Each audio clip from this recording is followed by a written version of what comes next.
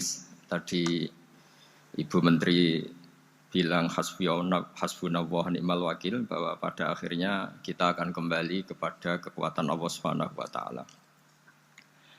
Sebelum kita cerita Isra Mi'raj dan inspirasi dari Isra Mi'raj, saya akan memberi analogi ya. Analogi ini akan menolong secara ilmu tauhid, ilmu mengesahkan Allah Subhanahu wa taala. Dan ini menjadi pokok ya dalam pengajaran tauhid. Ini mohon maaf kalau terpaksa saya ngaji model dulu lah, model pesantren ya. Tapi tanpa ngurangi rasa hormat, tanpa ngurangi rasa empati, rasa takdim saya. Teman-teman yang saya hormati semua, karena di sini banyak santri-santri muda. Hubungan kita dengan Allah Subhanahu wa taala yang serba kuasa, yang maha kuasa, yang serba bisa. Tadi dikatakan Bu Menteri bisa apa saja kun fayakun, kalau Allah sudah mentitahkan pasti terjadi. Itu kira-kira seperti ini. Saya ini bawa cincin dari besi mungkin atau dari apa itu? Ya besi lah atau perak. Yang jelas tidak emas ini karena saya cowok. Yang jelas tidak emas. Saya bawa kertas. Kalau Anda saya tanya, kertas ini sama cincin kuat mana? Pasti akan menjawab kuat cincin, karena materinya dari besi. Jawaban itu benar, tapi harus ditambahkan secara materi itu kuat cincin ketimbang kertas. Tapi Anda salah, harusnya menjawab ya terserah Gus Bahak, karena yang megang itu Gus Bahak.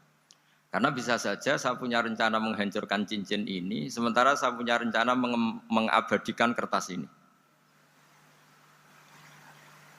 Kira-kira gitu hubungan manusia dengan Allah Subhanahu wa taala. Jadi hal yang kita kira abadi karena materinya kuat, ternyata Allah punya rencana menghancurkan. Sementara yang kita kira lemah atau rentan atau apalah, ternyata Allah punya rencana mengabadikan. Di sini kemudian istilahnya orang-orang tasawuf, wa tafwidil umur ila mudabbiriha. Kita sebagai manusia menyerahkan urusan pada pengaturnya, pada yang punya. Bukan wilayah kita mengatakan cincin ini lebih kuat ketimbang atau lebih abadi ketimbang kertas. Karena saya punya rencana menghancurkan cincin, tapi ingin mengabadikan apa? Kertas. Sehingga tentang pandemi, tentang tragedi sosial, tentang apa saja, kita tidak pernah tahu rencana Allah itu mana yang lebih awet. Jangan-jangan kita takut pandemi, saya berkali-kali ngaji, mati kita kecelakaan. Jangan-jangan takut kecelakaan, mati kita karena ngelindur, tiru kebablasan, nggak bangun. Gitu. Kita takut mati ngelindur, mati kecelakaan, jangan-jangan mati kita karena likuifaksi, karena gempa atau karena tsunami. Nah, hal-hal seperti ini yang terus menjadikan kita bilang dan berkeyakinan hasbunallah wa ni'mal wakil. Hanya Allah yang tahu dan semua urusan mencukupi kita hanya Allah. Tadi kata Bu Menteri kita akan menghadapi ini dengan ilmu pengetahuan dan pengalaman. Oke, saya sangat setuju itu. Tapi lagi-lagi bangsa ini dan seluruh tren dunia itu kalau misalnya baru tsunami ya semua orang ramai ketakutannya pada tsunami. Ilmuwan berteori bahwa tsunami siklusnya sekian tahun per sekian tahun. Nanti pas gempa juga gitu, pas likuifaksi juga gitu. Nanti kalau mudik mungkin ketakutan orang sama kemacetan sama macam-macam lah. Takut kecelakaan laka di jalan dan sebagainya. Sehingga sebelum ngaji ini lebih jauh, pastikan bahwa tidak dalam wilayah kita mengatakan bahwa cincin ini lebih abadi, lebih awet ketimbang kertas. Tapi kita harus menjawab secara materi cincin itu lebih awet ketimbang kertas. Tapi secara hakikat ya terserah yang mengendalikan, terserah yang punya, rencananya apa. Nah, di sini pentingnya ngaji. Karena dari ngaji itu kita akan kembali ke ma'rifatullah, ngerti Allah yang sebenarnya. Sebab itu di surat Isra disebut pada akhirnya ngaji itu apa? Subhanalladzi asra bi 'abdihi lailam minal masjidil haram ilal masjidil aqsa alladzi barakna haulahu. Tujuan akhirnya linuriyahu min ayatina. Bahwa Mi'raj itu hanya bagian kecil yang dingertikan kita betapa dahsyatnya kekuasaan Allah Subhanahu wa taala. Betapa tidak terbatasnya kemampuan dan kebisaan dan kudrahnya Allah Subhanahu wa taala. Makanya masih dikatakan min ayatina, itu masih sebagian kecil dari ayat-ayatku kata Allah. Lalu dalam surat Kahfi diterangkan, ketika orang kagum dengan Ashabul Kahfi yang bisa hidup tidur dalam keadaan hidup 309 tahun atau Masehinya 300 tahun, kalau Hijriahnya 309 tahun. Itu mungkin kalau kita ilmuwan, ahli baksil ya, atau ahli apalah, itu mungkin lebih kagum tentang nyamuk. Saya berkali-kali bilang, andaikan kita sepakar-pakarnya, terus disuruh bikin nyamuk itu, nggak usah bikin nyata hidup, bikin patungnya saja. Nyamuk itu sekecil itu, kemudian punya jantung, jantungnya punya urat, uratnya punya kuman, kumannya juga punya urat. Bayangkan saja sudah tidak bisa. Sehingga ketika orang terdetak kagum sama Ashabul Kahfi, kata Allah, am hasibta anna ashabal kahfi warraqimi kanu min ayatina ajaba. Apa kamu kagum tentang Ashabul Kahfi dan batu-batu yang dipahat di situ? Bukankah dalam kekuasaan kami ada yang selalu menakjubkan? Artinya, andaikan kita ilmuwan tentang embriologi, tentang hewan, tentang kuman, mungkin cerita tentang nyamuk itu lebih dahsyat ketimbang tidurnya Ashabul Kahfi yang 309 tahun. Karena kemampuan Allah menciptakan nyamuk yang kecil, sangat kecil, super kecil. Kemudian kecil itu ya punya jantung tentu lebih kecil lagi. Belum uratnya jantung itu, belum nyamuk juga di dalamnya menyimpan calon-calon keturunannya. Kayak apa kecilnya lagi? Nah, di sini Allah mengingatkan kita, innallaha la yastahi ayyadriba matsalam ma ba'udatan fama fawqaha. Allah tidak pernah malu jika dalam menunjukkan kekuasaannya Allah memberi contoh seekor nyamuk. Karena nyamuk ini andaikan kita, tadi saya ulang lagi, andaikan kita ilmuwan yang nekuni itu, strukturnya bisa melihat, bisa nyari pasangan hidupnya, dan bisa hamil, bisa melahirkan, atau bisa menelur, dan sebagainya, dan sebagainya. Maka kita akan kagum sekagum-kagumnya betapa kita di depan kekuasaan Allah Subhanahu wa taala tidak siapa-siapa, dan akhirnya kita ikrar seikrar-ikrarnya asyhadu alla ilaha illallah, bahwa tidak ada kekuasaan selain kekuasaan Allah Subhanahu wa taala.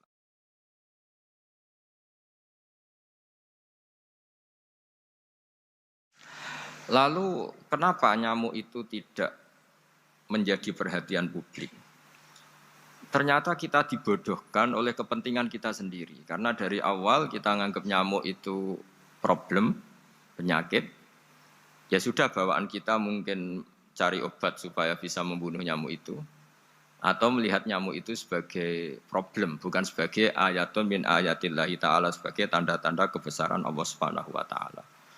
Sehingga akhirnya manusia itu butuh yang namanya mukjizat dahsyat yang mudah dilihat, mudah dirasakan. Akhirnya kita tahu dalam sejarah para nabi, Nabi Musa minta mukjizat laut merah dibelah sehingga bangsa Israel bisa melewati kejaran Fir'aun dan sampai selamat dari kejaran Fir'aun. Nabi Soleh umatnya minta keajaiban, yaitu onta keluar dari batu besar. Dan Nabi Soleh menuruti, akhirnya ada onta yang keluar dari batu besar. Begitu juga nabi-nabi sebelum itu atau setelah itu, selalu ada mukjizat yang memang manusia tidak mampu. Nah, kata tidak mampu ini yang semua umat para nabi tidak akan seunggul umat Nabi Muhammad SAW. Karena kita sebagai umat Rasulullah SAW, untuk merasa tidak mampu, itu tidak harus hal-hal seperti membelah laut. Tidak harus hal-hal seperti onta keluar dari batu. Tidak harus hal-hal yang dahsyat kayak tongkat Nabi Musa menjadi ular besar yang menelan semua sihir-sihirnya Fir'aun. Kita sebagai umatnya Nabi selalu tiap hari bilang innallaha ala kulli syai'in qadir, hanya Allah yang mampu. Allah mampu atas segala hal. Melihat nyamuk kita iman, melihat hal-hal kecil. Karena kita ketika melihat nyamuk, itu mesti kita itu kok hebat nyamuk, tanpa rapat, Tanpa ada gaji dari Kemenku bisa populasinya dijaga. Padahal musuhnya banyak. Musuhnya nyamuk itu umat manusia yang katanya makhluk paling cerdas di dunia. Tapi tidak juga bisa menghabisi nyamuk. Mungkin mereka juga rapat terus untuk menjaga ketahanan populasinya. Jadi andai kan kita pakai ayat tadi, inna woha la yastahi ayyadriba masalam ma ba'udah. Allah itu tidak pernah malu untuk menunjukkan kekuasaannya. Cukup misalnya kita belajar tentang nyamuk. Sudah sekecil itu punya mata, matanya punya saraf, punya urat. Terus kecil apa? Sudah gitu nyamuk sendiri punya kuman. Kalau nyamuk sendiri kecil terus kumannya sekecil apa? Terus organ tubuhnya seberapa? Ini sudah kedahsyatan yang luar biasa yang menjadikan kita iman. Innallaha ala kulli syai'in qadir. Allah sendiri yang maha kuasa. Sehingga kembali ke tadi, peristiwa Mi'raj yang super dahsyat pun kata Allah masih dikatakan linuriyahu min ayatina. Hanya untuk menunjukkan sebagian dari ayat-ayatku, bukan mewakili semua ayat-ayat kekuasaan Allah Ta'ala. Tapi sebagian, min itu tab'id sebagian. Lalu sebelum kita jauh belajar, kita sendiri juga, saya sendiri masih belajar. Kehebatan Rasulullah Shallallahu Alaihi Wasallam, Nabi akhir zaman. Kenapa hebat? Itu diantaranya adalah karena mukjizat tongkat itu pada akhirnya diletakkan di museum. Orang melihat, terus gue gaya-gayanan kuat ke Turki atau bisa melihat langsung di museum. Dan setelah melihat, kadang-kadang kita ragu masa tongkat ini betul itu.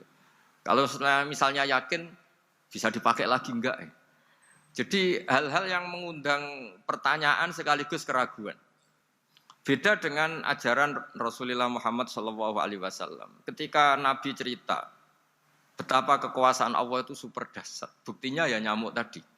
Kayak apa susahnya bikin nyamuk? Sudah kecil, punya organ tubuh tentu lebih kecil, punya urat lebih kecil lagi, punya kuman yang lebih kecil lagi, dan kuman itu juga punya organ tubuh lebih kecil lagi. Itu mbok kamu tidak usah ke Turki, kamu hidup di kampung, di pedalaman, sudah menyaksikan anallaha ala kulli syai'in qadir, bahwa Allah itu maha kuasa.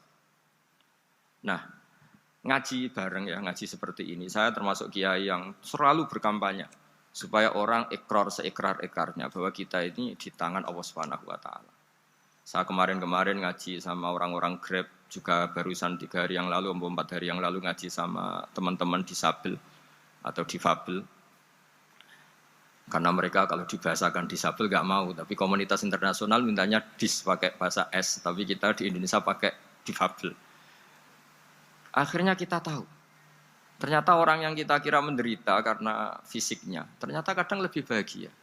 Karena Allah bisa mengalihkan pikiran untuk positif. Saya berkali-kali guyon di depan para tamu. Saya pernah punya tamu itu perempuan nggak cantik miskin lagi. Itu nyata ya. Gus doakan supaya suami saya kaya. Terus saya bilang, memangnya kalau sudah kaya ngapain itu? Ya paling tidak rumah saya diganti, mobil saya diganti. Tapi nanti akhirnya ngevaluasi Anda juga ingin diganti. Gitu. Karena setelah rumahnya mewah, pakai mobil mewah, pasti yang dievaluasi bukan rumah dan mobil, tapi Anda. Kok enggak pas ya wajah gini di rumah saya gitu. Kok enggak pas wajah gini kok di mobil mewah. Akhirnya ibu-ibu tadi sudah Gus enggak jadi gitu. Jadi mungkin barokahnya pandemi itu nanti Ibu Menteri itu jadi kelihatan hebat karena ada pandemi kok Indonesia bertahan itu. Tapi kalau enggak ada pandemi kan ya biasa aja, memang normal. Gitu. Kiai juga gitu, diuji santri yang kadang beling, umat yang enggak jelas. Itu memang ujiannya. Kalau enggak ada ujian ya enggak keren. Gitu. Kayak ya biasa aja lah kita hadepin, ya kita tadi kata Bu Menteri ya kita ikhtiar dan berdoa. Lalu saya ulang lagi. Jadi logika itu bisa pakai analogi. Analoginya tadi, salah Anda kalau mengatakan cincin ini lebih kuat ketimbang kertas. Yang benar adalah secara materi ini lebih kuat ketimbang kertas. Tapi soal nanti kekuatannya sampai kapan terserah yang punya. Bisa saja saya punya rencana besok ini saya luluhkan, saya hancurkan. Yang ini saya simpan. Kayak apa dulu dinosaurus itu kuatnya kayak apa? Habis. Ayam yang selemah itu sampai sekarang masih ada. Karena Allah menghendaki dinosaurus diakhiri, sementara ayam tidak. Kayak apa nyamuk itu yang musuhnya orang seluruh dunia. Ditemukan apa, mulai begon apa, tapi sampai sekarang bertahan. Apa kita perlu konsultasi sama nyamuk gimana ini kok bisa bertahan, resepnya apa? Gitu. Karena Allah menghendaki itu ya apa, disisakan masih.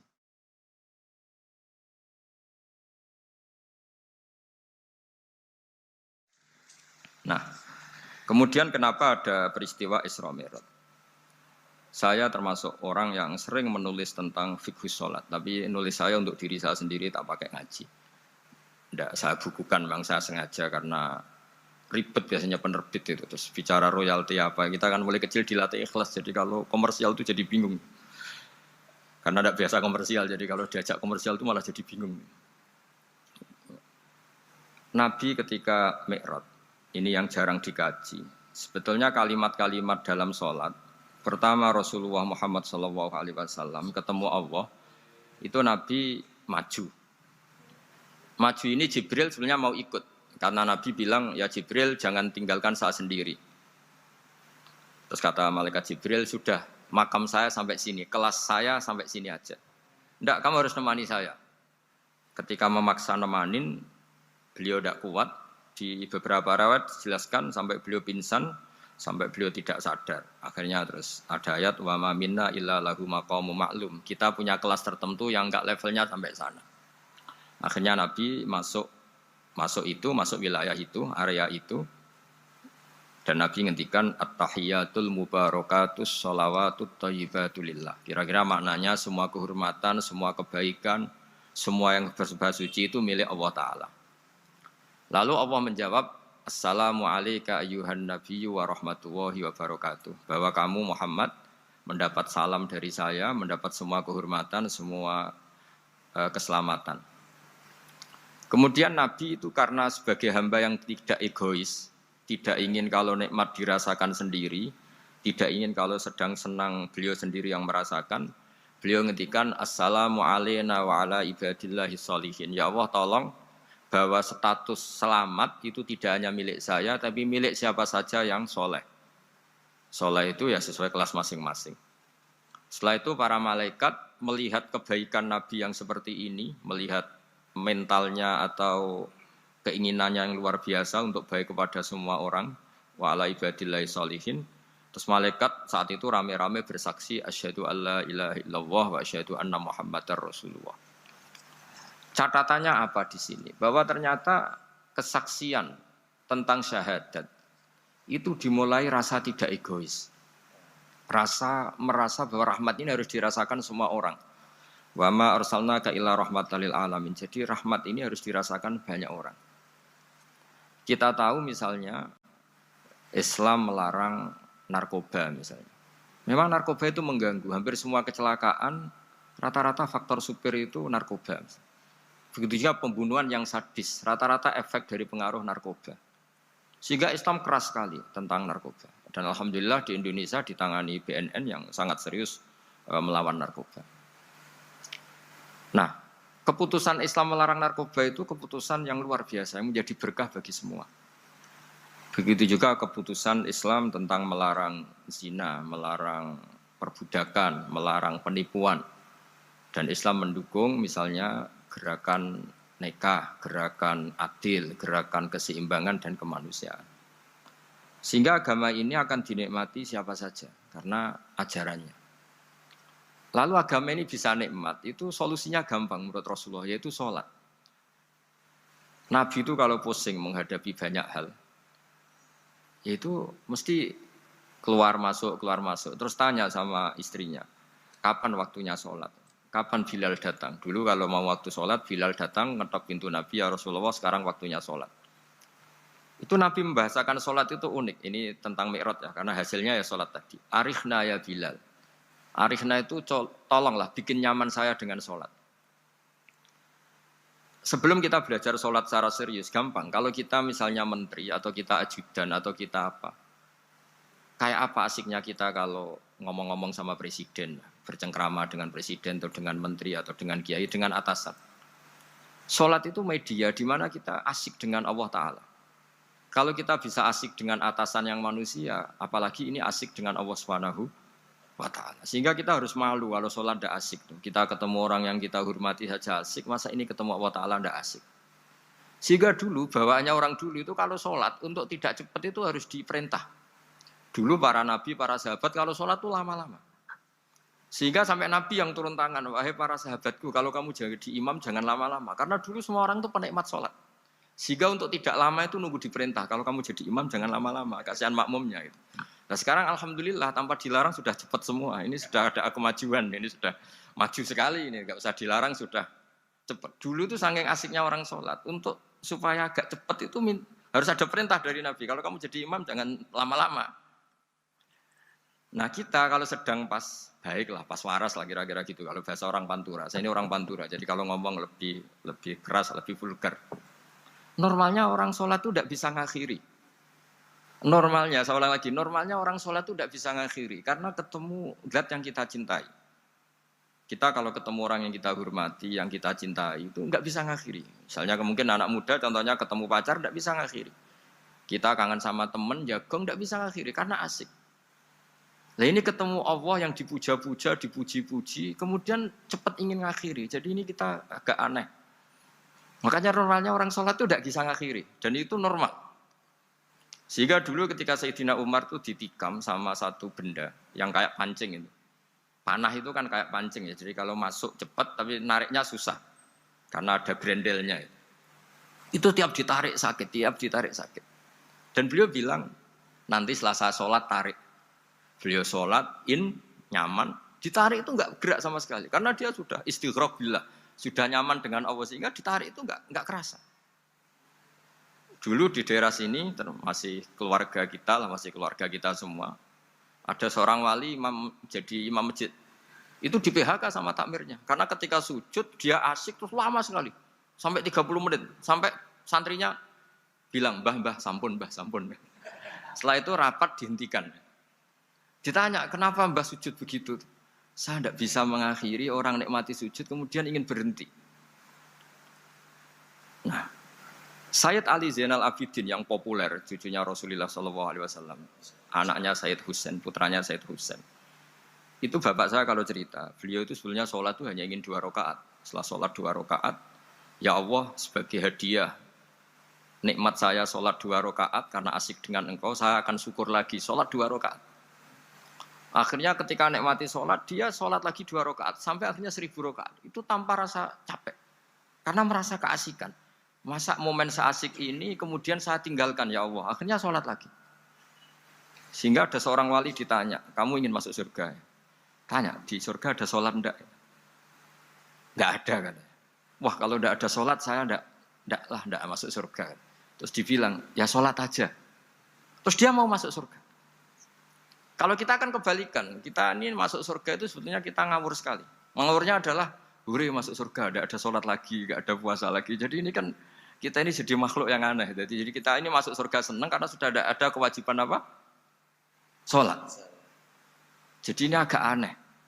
Sesuatu yang menjadikan kita masuk surga, tapi sesuatu yang kita benci setelah masuk surga. Asiklah di surga karena tidak ada sholat. Nah, apapun kondisi kita harus latihan. Harus latihan kita entah seberapa kadarnya ingin niru Rasulullah SAW ketika ngendikan wa qurratu aini fi sholat. Nyamanku, hatiku tentram kalau saya pas sholat. Sehingga tadi sudah saya katakan tadi. Dulu itu untuk menghentikan sholat itu susah. Sampai Rasulullah sendiri yang merintahkan, hei para imam kalau sholat jangan lama-lama. Kalau sekarang, andai kan Nabi hidup di zaman sekarang, pasti tidak ada pengumuman itu.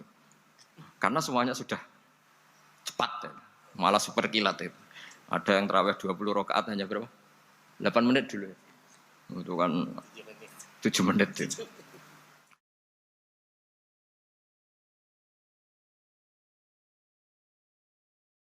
Nah kalau sampean tanya saya, kenapa sholat begitu asik?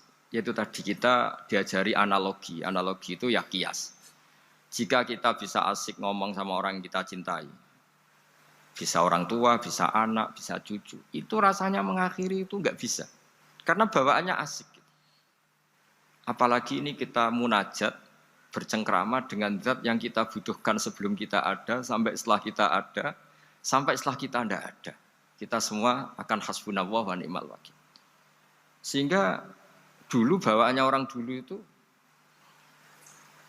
Saya cerita sedikit. Ada orang mau meninggal, namanya Umar bin Abdul Aziz. Itu Khomisul Khulafa, orang yang terkenal adil. Ketika mau meninggal, senangnya bukan main. Ditanya, kenapa engkau senang? Memangnya kalau saya mati mau kemana? Ketika saya hidup dengan segala nikmat itu ya karena Allah Ta'ala. Saya nanti mati ke zat yang sama. Dikelola oleh zat yang sama, yaitu Ar-Rahman Rahim. Dulu saya disayangi Allah, paling setelah mati juga disayangi Allah. Karena yang jadi Tuhan setelah mati, Tuhan yang sama ketika di dunia, yaitu Rahman Rahim. Cerita legenda yang lebih dasar dari itu, masyhur itu Jalaluddin Ar-Rumi. Ketika dia mau meninggal, semua muridnya nangis, beliau marah. Kenapa kamu menangis? Ya karena guru mau meninggal. Kamu itu ngawur sekali. Saya ini sudah lama menunggu hari seperti ini, bisa ketemu zat yang saya cintai, malah kamu menangis. Ayo kamu nari sebagai pesta kematian saya. Tapi ini nggak bisa ditiru ya, karena kalau kita niru, nggak usah dilarang juga nggak bisa niru kayak kita. Cuma saya maklumatkan jangan ditiru, meskipun nggak usah dilarang juga nggak akan bisa niru. Sehingga orang-orang dulu itu bawaan kalau mau kabundut itu ya asik. Rasulullah Shallallahu Alaihi Wasallam ketika mau wafat, intaqola ila rofiqil a'la, itu ditanya sama istri-istrinya, lalu engkau mau kemana? Kata Nabi, sebelum sekian hari, beliau setiap khutbah ngendikan, ini ada hamba yang disuruh milih Allah antara di dunia dan bertemu Allah. Kalau kamu jadi hamba itu milih mana? Di dunia yang penuh problem ini, apa milih ketemu Allah yang Rahman Rahim? Yang hubungannya dengan kamu itu ngasih dan ngasih. Kamu tidak mungkin kan hubungan dengan Allah memberi, kamu bisa apa? Kita hubungan dengan Allah pasti hanya mendapat. Dikasih nyawa, dikasih oksigen, dikasih bumi tidak bayar, dikasih air juga tidak bayar. PDAM dikelola siapapun bayar, oksigen di rumah sakit bayar. Hubungan kita dengan Allah tidak pernah bayar oksigen, tidak pernah bayar sewa bumi. Punya kolam renang laut seluas itu ya tidak pernah bayar. Udah gitu kolam renangnya menghasilkan ikan. Kalau kita kan semuanya utang jasa sama Allah, dan reputasi Allah itu dengan kita hanya memberi, tidak pernah meminta. Akhirnya hubungan-hubungan inilah yang menjadikan terus. Semua sahabat jawab, ya kalau kita jadi hamba itu pasti milih Allah lah.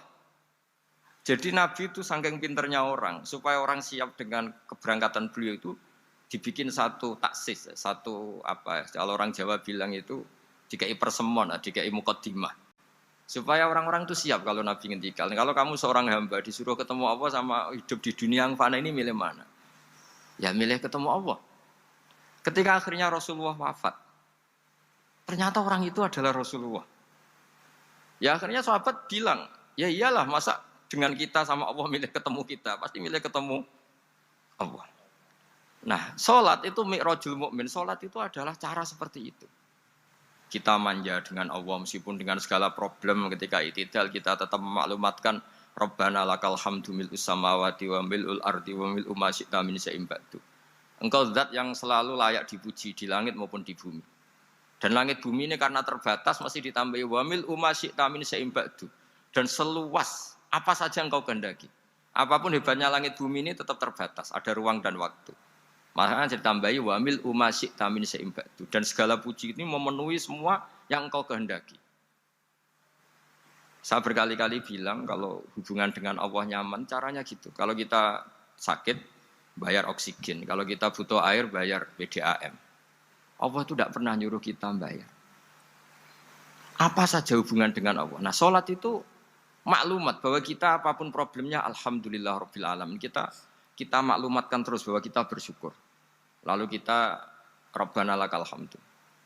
Makanya saya sering kalau disuruh Gus doain supaya pandemi cepat berlalu. Saya ini kan kalau kiai ya. Kiai itu enggak apa ya. Saya pernah di Jogja pas gempa. Ya orang-orang ya susah. Saya ini caranya susah saja sampai enggak tahu, karena bukan karena sombong ya, karena ya mau apa gitu. Memang enggak bisa apa-apa kan kita manusia. Jadi saya mohon sholat ini jadi media yang luar biasa. Jadi di antara makalah Imam Syafi'i paling terkenal itu fasihan idama kana fi dzikri rabbih wa fi ma siwahu kana fin nasi ajama. Orang baik itu orang yang fasih. Fasih itu lantang dan cerdas dan vulgar dan nyaman ketika ngomong tentang Allah. Sholat itu semua hubungan kita ngomong dengan Allah. Misalnya kabira walhamdulillah katsira. Hanya engkau yang maha besar ya Allah. Orang yang katanya terkuat di dunia karena presiden superpower misalnya. Nyatanya wae mati ya mati. Kalau nggak makan lemes. Jadi orang kita sadar. Yang katanya orang terkuat, paling hebat, kalau nggak makan lemes. Artinya ternyata hanya sekuat itu. Dia bisa instruksi seluruh dunia misalnya untuk apa. Ya. Tapi coba apa dia kuat nggak makan 2 hari. Makanya hikmah puasa itu orang tahu. Ternyata makhluk yang paling mulia itu manusia. Kalau nggak makan nasi 1 piring itu ya mati. Berarti hidup nasi sama manusia. Nanti kalau nasi bilang, saya tidak butuh kamu, tapi kamu butuh saya, itu habis kita sudah. Makanya ketika ada orang yang mempertuhankan manusia, itu Allah cara menafikan itu hanya bilang, kana yakulanit to'am. Yang kamu tuhankan itu makan. Hanya makan itu kalau dia tidak makan lemes. Jadi kiai itu atau manusia-manusia yang dekat Allah al-arif billah itu ketika mengatakan kabira walhamdulillah katsira subhanallahi bukrata wa asila itu kelihatan. Makanya Quran kalau mencibir kita, falola in kuntum ghaira madinin tarji'unaha in kuntum shadiqin. Kalau kamu merasa dikjaya, mbok jangan mati, mbok jangan tua. Sudahlah hidup terus. Dikjaya kok mati gak keren. Orang top kok mati itu gak keren. Jadi apa cara gojlek tuh? Ya sudahlah kalau kamu hebat jangan mati katanya. Nah, salat tuh mengingatkan itu terus. Sampai kita bilang inna sholati wa nusuki wa mahyaya wa mamati lillahi rabbil alamin. Gusti, saat ini saya ikrarkan hidupku, matiku, semuanya terserah engkau. Nah, lagi-lagi tadi, ketika kita bilang cincin ini lebih kuat ketimbang kertas, Anda salah. Karena itu hanya secara materi. Kuat tidaknya terserah yang mengendalikan. Karena saya punya rencana menghancurkan cincin ini, besok mau saya lebur, sementara saya mau mengabadikan kertas ini. Nah, disinilah terus kita diajari misalnya di surat Yasin yang populer, Allah itu siapa? Allah itu subhanalladzi biyadihi malakutu kulli zat yang mengendalikan semua sesuatu. Makanya sholat itu menjadi penting. Saya sendiri termasuk orang yang jarang imami ya, saya selalu jadi makmum. Jadi andaikan Mas Zakaria di sini saya juga makmum. Cuma keren saya kayaknya meskipun saya makmum. Karena saya kalau makmum itu bisa ingat Allah terus. Kalau imam itu enggak jaga image. Karena malu kan, misalnya di masjid kementerian, sholatnya kok cepet nanti dikira nggak ustadz betulan itu. Kalau mau lama ternyata banyak urusan, jadi banyak berpikir gitu. Tapi alhamdulillah ini barokahnya ngaji terus apa ya? Ya hasilnya mi'raj itu ya sholat itu. Sholat ini spesial karena tadi saya bayangkan itu di surga nggak ada sholat itu ya terus wopo itu nggak asik kan. Itu kalau Imam Ghazali itu membarter kita itu begini. Kalau kamu bangga, bikasrotin nisa, pasangan kamu banyak. Itu ayam lebih kuat ketimbang Anda. Karena 1 hari 1 jam bisa berapa kali. Kalau Anda bangga bisa makan, itu kerbau itu makannya lebih banyak. Nah, kalau Anda bangga atas pengaruh, itu tawon itu, ratu tawon itu pengaruhnya lebih besar ketimbang Anda. Dia diam di rumah, tapi anak buahnya loyalnya kayak gitu. Artinya, kalau manusia bangga itu apa? Ya dengan sholat tadi. Ini karena satu ibadah yang enggak tertandingi oleh makhluk yang lain. Apalagi dalam sholat itu ada semua gerakan yang mewakili semua ibadahnya malaikat. Malaikat itu ada yang ibadahnya berdiri terus. Ada yang rukuk terus. Ada yang sujud terus. Dan sholat itu mewakili semua itu. Juga mewakili sosial. Karena setelah sholat kita bilang Assalamualaikum warahmatullahi wabarakatuh. Bahwa keselamatan ada di kanan dan kiri.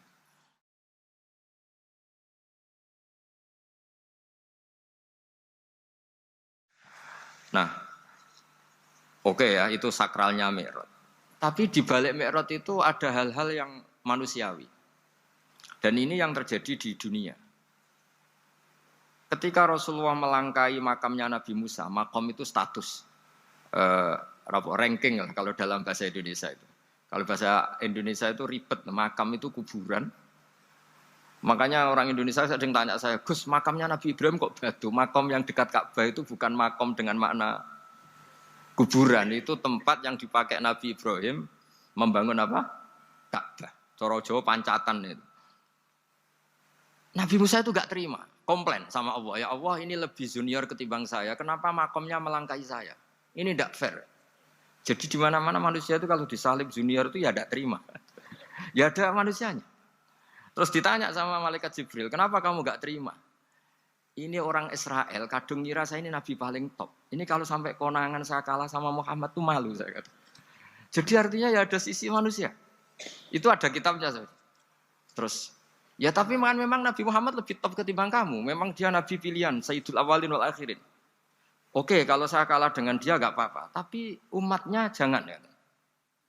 Maksudnya umatnya bangsa Israel harus lebih top ketimbang kita. Makanya orang Israel sampai sekarang begitu itu ya memang ada sanatnya, nggak mau kalah. Karena usulnya Nabi Musa memang nggak boleh kalah. Terus kata Allah, ya tidak bisa. Memang yang paling top tetap umatnya Muhammad, bukan umat kamu. Tetap kamu kalah.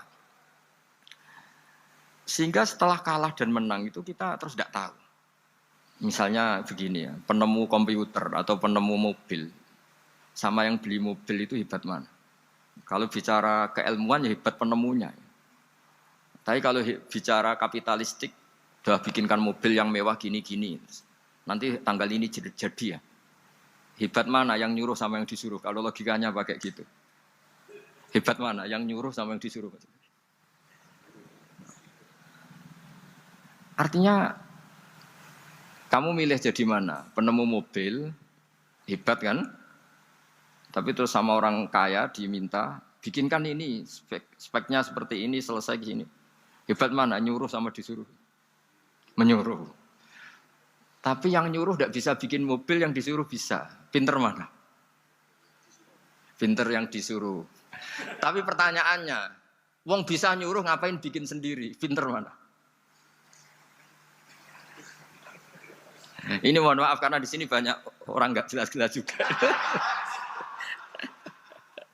Artinya terus subjektivitas manusia ini tetap ada gitu. Kalau bisa beli ngapain bikin gitu. Tapi kalau bisa bikin ngapain beli. Nah mungkin perdebatan di kementerian atau di yayasan atau di kampung-kampung atau di apa mesti begitu. Dan itu di Mi'raj juga digambarkan.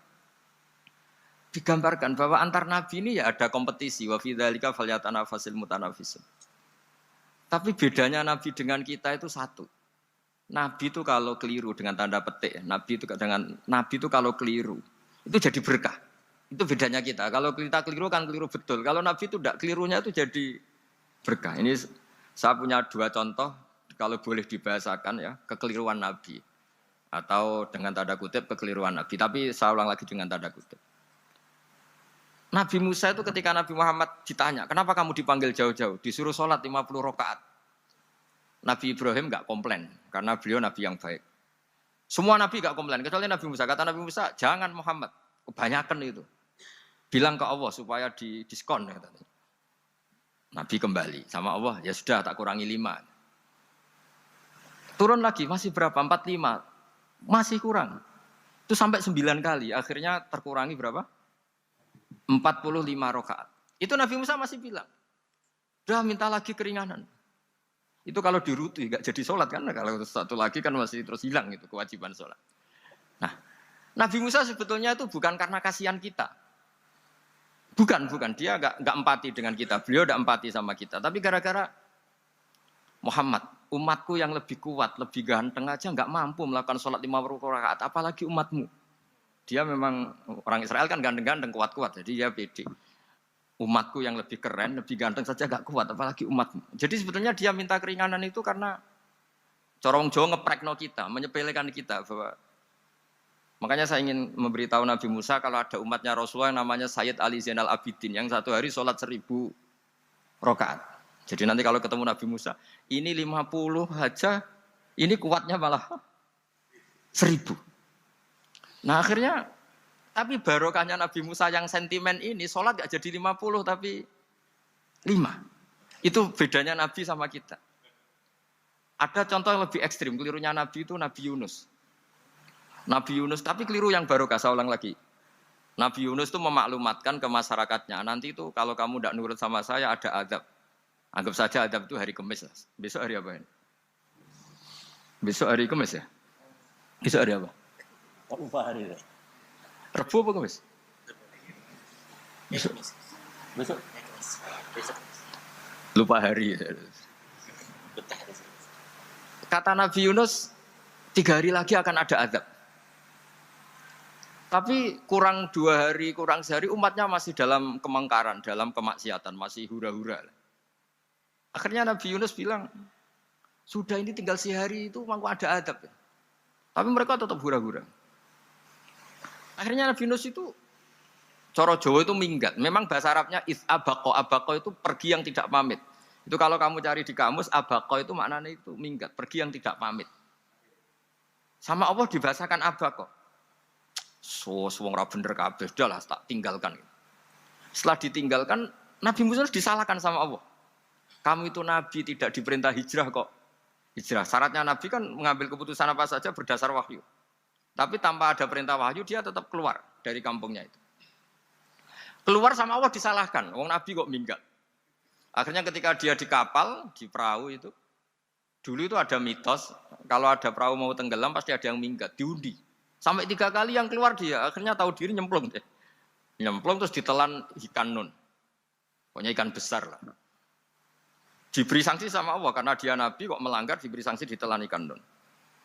Telan ikan nun karena beliau seorang nabi, perutnya ikan itu jadi masjid, dia baca tasbih terus. Tapi barokahnya dia minggat tadi, asbaqo. Akhirnya 1 hari itu mau ada azab besar itu orang-orang nginceng rumahnya dia. Diinceng. Kalau betul ada azab, pasti orang ini lari. Masa ada azab dia di sini? Diinceng ternyata gak ada. Wah berarti bener ini ada azab. Buktinya dia gak ada. Katanya. Jadi unik. Akhirnya dicinceng gak ada terus dia, wah berarti ada azab betul. Hari itu masyarakatnya tobat semua karena ini ada azab betul. Buktinya Nabi Yunus sudah lari. Berarti dia tidak ingin kena. Padahal dia lari itu karena mangkel punya umat yang nggak nurut tadi. Wah sudah, setelah sekian hari dia cari-cari kabar. Umatku itu kena azab nggak? Ternyata berita yang masuk dulu udah ada medsos, udah ada WA. Dulu itu nggak ada itu. Dengar kabar kalau umatnya tuh nggak kena azab karena 1 hari sebelum ada azab tobat semua. Terus dia nggak berani pulang. Karena ada hukum sosial di sana, kalau ada orang bohong hukumnya dibunuh. Berarti terus beliau berpikir, saya mesti dianggap bohong, katanya ada azab kok. Masyarakat saya baik-baik saja. Akhirnya setiap ketemu kaumnya dia lari karena takut dibunuh. Ternyata kaumnya sudah iman semua, mau ngejar dia dijadikan imam. Akhirnya, oh iya. Jadi itu bedanya Nabi sama ndak. Jadi Nabi itu kalau kelirunya itu barokah. Makanya kita tidak usah ikut keliru. Karena keliru kita ini pasti tidak barokah. Itu musibah itu. Jadi dulu ceritanya Anting juga gitu. Yang namanya istri 2 itu kan cemburu. Pertama Nabi Ibrahim punya istri namanya Sarah.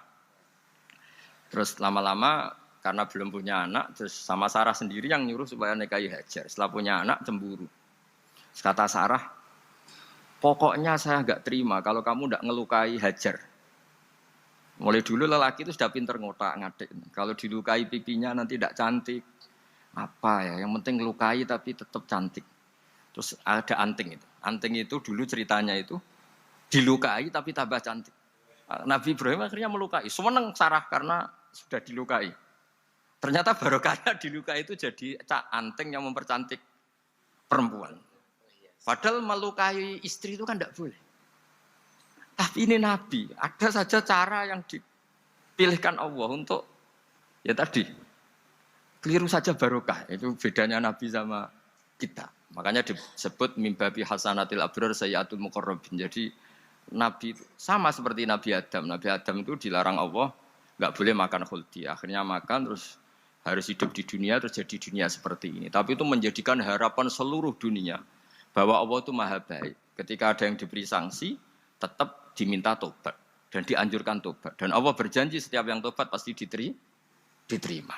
Sehingga terus kita sampai sekarang nggak pernah putus asa karena sudah diberi contoh bahwa bapak kita yang pernah salah dijanjikan tobat dan Allah pasti menerima tobat itu. Jadi ini bedanya kita dengan Nabi. Jadi semoga lewat pengajian ini atau ngaji bareng ini kita tahu kalau kita ahli astronomi atau ahli meteorik mungkin takut kita kejatuhan meteor. Kalau ahli gempa mungkin takut lempengan kita gini terus gempa. Kalau ahli tsunami takutnya tsunami. Kalau ahli sosial takut chaos. Mungkin yang ahli perbankan takut ras. Jadi kalau nuruti takut ya takutlah. Tapi cobalah kita iman lagi. Tadi kata Bu Menteri sudahlah punya hasbunallah wa ni'mal wakil, ya sudah Indonesia pasti akan baik-baik saja dan kita akan selalu berharap dengan kecerdasan, dengan ikhtiar, tapi kita akan selalu berdoa kepada Allah Subhanahu wa taala.